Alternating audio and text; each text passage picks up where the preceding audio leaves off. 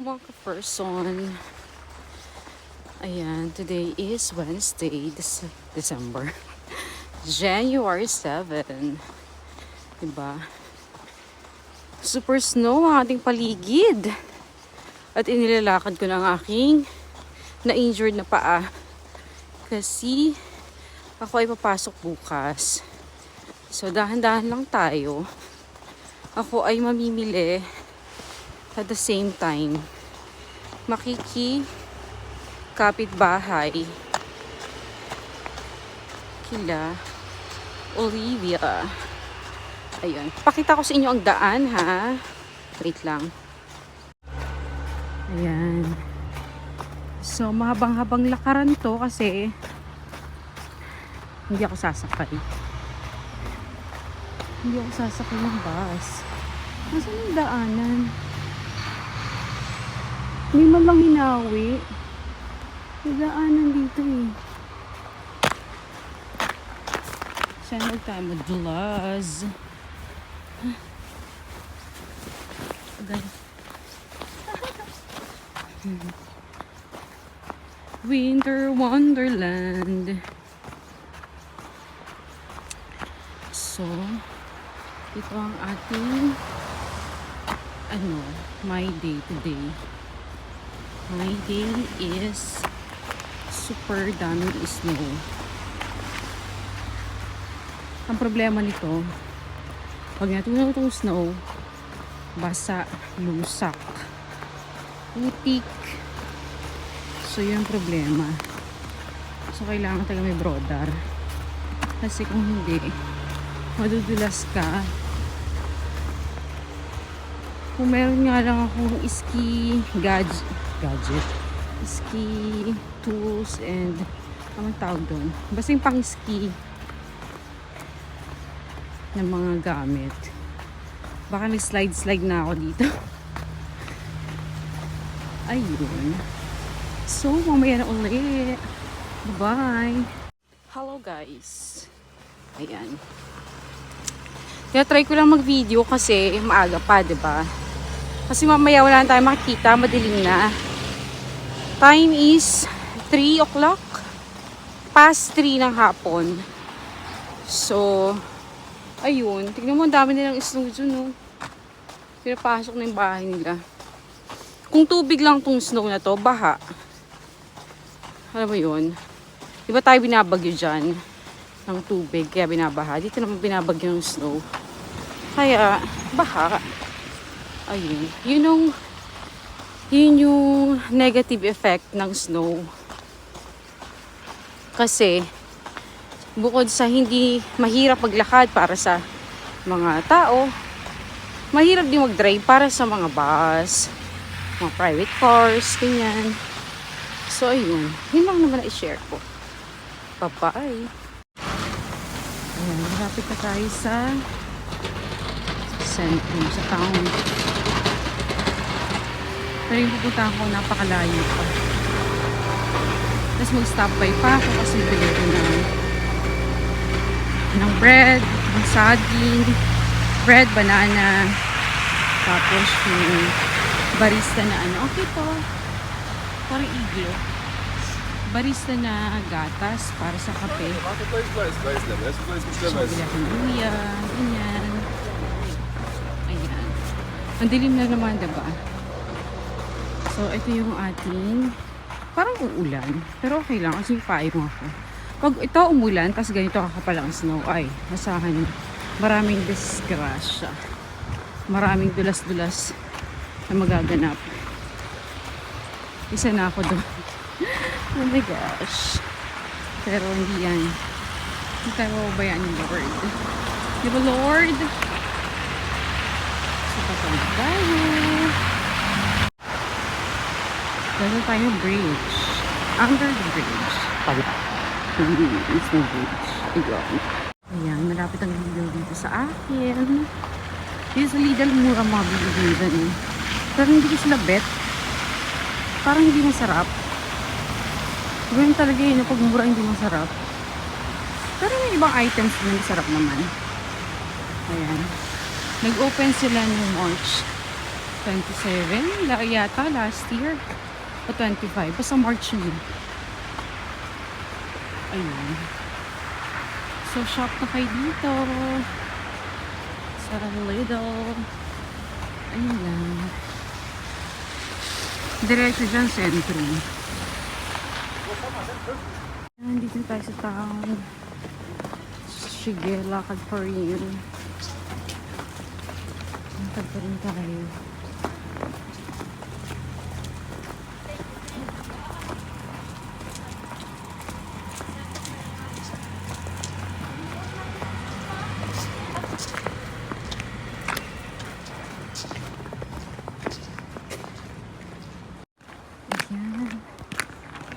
Ito na naman ako.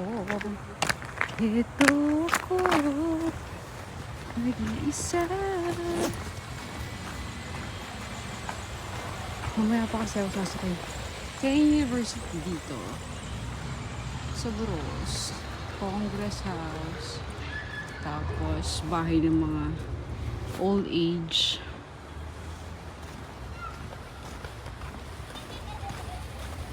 Tapos Textile Museum. Ayan. Tapos ito statue dito. Bakal.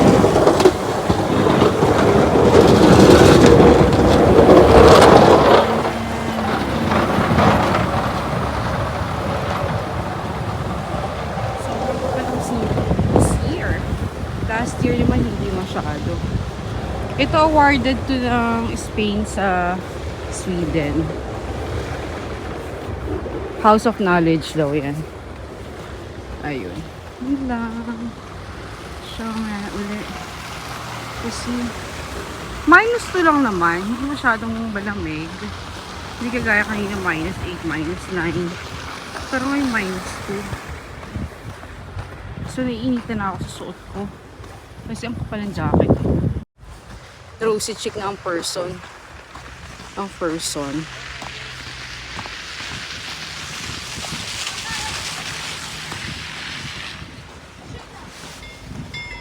Ay, buti na nakadaan na ako. Ayan yung train. Ayan, nandito tayo sa Ika. Bibili tayo ng importanteng bilihin.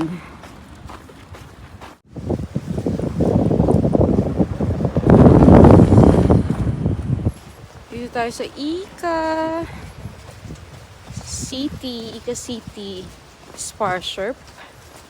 Spa Shop. Naalala ko nung dumalaw kami dito ni Per nung 2010 para mag-Christmas doon sa family ng anak niya.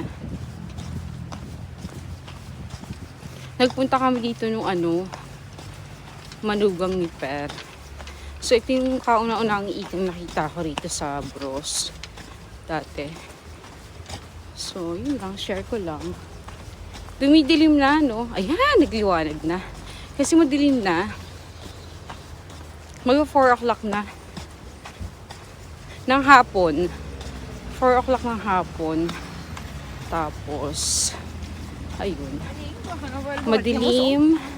Pero maputi kasi nga snowy ang paligid. Tapos, madulas. Ganun. Yan ang parking area nila. Kaya pa mag-grocery ka, dito park. Libre. So, yun. Yan, bilhin ng mga fresh na seafood.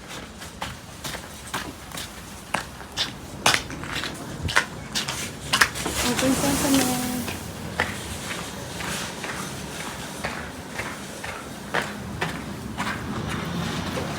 Hindi tayo.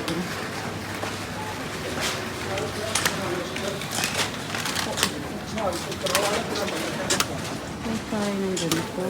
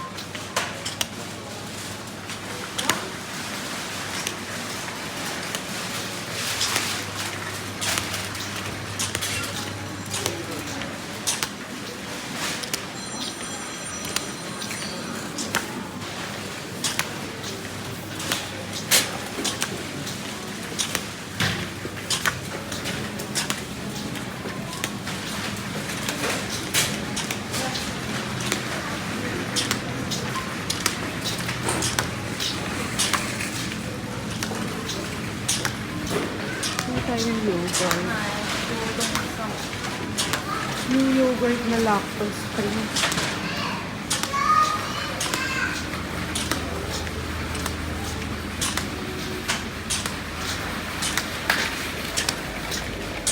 Lactose free. Saan ba yun?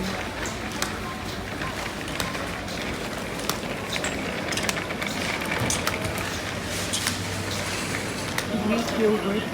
Hindi tayo. Ano na lactose free?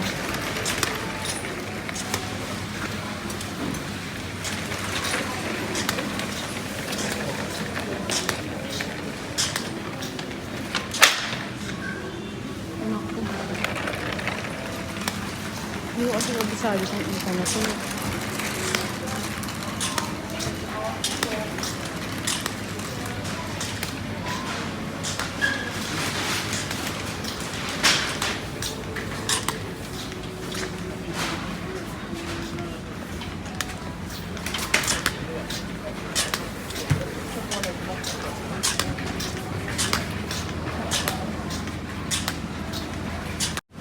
Ikot ako ng ikot. Nandito pala.